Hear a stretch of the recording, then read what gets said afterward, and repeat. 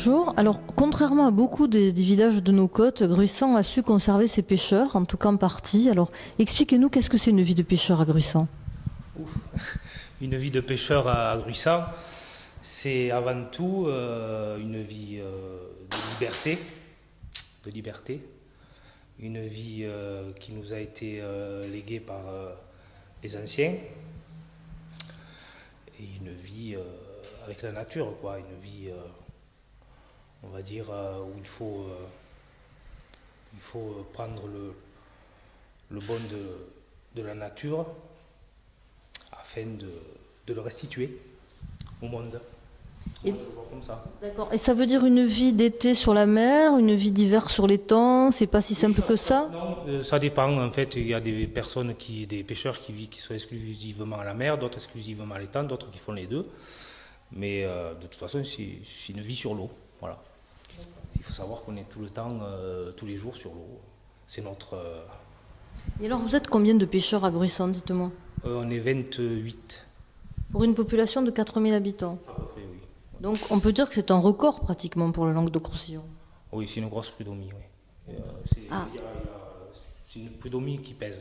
Alors, quand vous me dites une prud'homie, expliquez-moi ce que c'est qu'une prud'homie. Historiquement, qu'est-ce que c'est? Alors, Une prud'homie, c'est une qui sert à gérer la pêche locale. Voilà, c'est-à-dire les conflits d'usage entre pêcheurs, mais aussi tout ce qui est gestion des milieux aquatiques, lagunaires.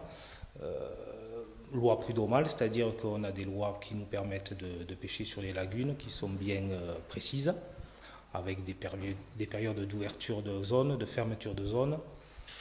Et voilà quoi, donc après, dès qu'il y a un litige entre pêcheurs, c'est les prud'hommes qui interviennent. On est 4. donc en fait, vous êtes les garants d'une exploitation raisonnée avec un respect de l'environnement, un respect des rythmes de la nature. C'est ça l'idée? Exactement, c'est tout à fait ça. Et donc c'est un droit écrit, c'est un droit coutumier. Comment ça se passe? Vous réunissez? C'est un droit, c'est-à-dire qu'on est assermenté par le tribunal d'instance de Narbonne. Hein. Voilà, donc on va jurer. Alors, on va jurer, on va dire, de remplir notre rôle de fonction de prud'homme sans ménagement, sans compromis, voilà, dans le respect et sous tutelle quand même administrative, c'est-à-dire de l'administration qui est au-dessus de nous. donc c'est une vraie corporation en fait, au sens noble du terme. Voilà. C'est une corporation, on va dire, même une confrérie. Hein.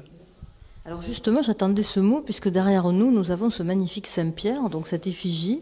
Et donc, je me suis laissé dire qu'il y avait une fête qui était extraordinaire ici pour la Saint-Pierre, et que donc tout le village participe sans que ça devienne quelque chose de touristique. Alors, ça, comment fait-on pour préserver ça? Quelle est la recette? La recette, déjà, c'est les pêcheurs eux-mêmes qui décident le déroulement de la fête. Ça, c'est la première des choses. Parce qu'il ne faut pas que ce soit après, on va dire, qu'on nous chipe notre fête, entre parenthèses, hein, à des buts touristiques, etc. Donc, c'est pour ça que nous avons gardé ce que nous ont légué les anciens, c'est-à-dire de garder déjà les dates, c'est-à-dire qu'elle se fait que le 29 juin, notre fête de la Saint-Pierre. Voilà. Parce qu'il y a certaines autres villes qui ont déplacé les dates pour que ça tombe chaque fois un week-end, par rapport à l'attrait touristique, on va dire. Donc nous, on garde le jour de la Saint-Pierre, même si c'est en semaine, c'est comme ça. Ça, c'est la première des choses. Après, la deuxième des choses, bien sûr, c'est la mémoire, surtout ce qu'il faut, qui est le plus important à nos yeux lors de cette fête, c'est ne jamais oublier ceux qui sont partis.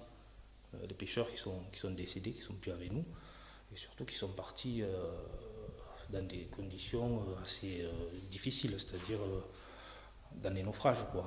Voilà. Il y en a eu pas mal. Donc il y a une vraie mémoire des naufrages encore aujourd'hui, et cette mémoire, donc on la trouve dans les ex-voto, mais on la trouve aussi dans cette fête qui est aussi une fête religieuse. En fait, on implore le saint de protéger les pêcheurs, c'est ça l'idée?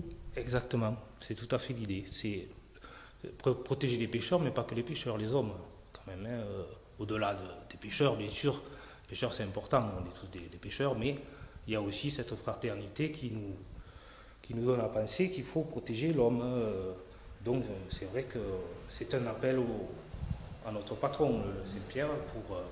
C'est un retour aux origines aussi, les apôtres étaient le lac de Tibériade. Donc il y a cette idée, je vois que derrière nous, il y a un bas-relief qui vous a été offert apparemment, où il y a cette symbolique chrétienne très forte du poisson.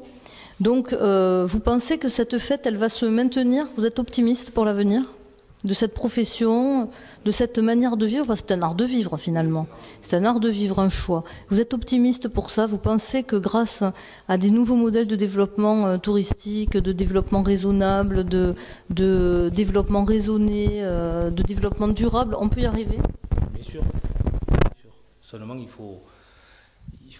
je dirais qu'il faut montrer aux personnes d'ailleurs, que notre métier est beau, qu'il est raisonné et raisonnable dans le temps, parce qu'il faut savoir une chose, c'est que notre pêche traditionnelle, notre petite pêche, parce que nous on est des petits pêcheurs, elle a sa place pour les années à venir, parce on n'a pas beaucoup de frais, c'est-à-dire qu'on a limité tout ce qui est consommation de carburant, etc., comme on a des petits bateaux. Et en plus, on cible les espèces bien précisément. Il y a des espèces qu'on ne pêche pas à certaines périodes.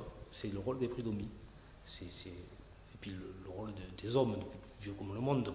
Il faut préserver ça. Préserver le monde pour préserver les hommes. Demain, voilà, les hommes. Mais écoutez, je vous remercie pour ce très beau témoignage en Méditerranée. Merci.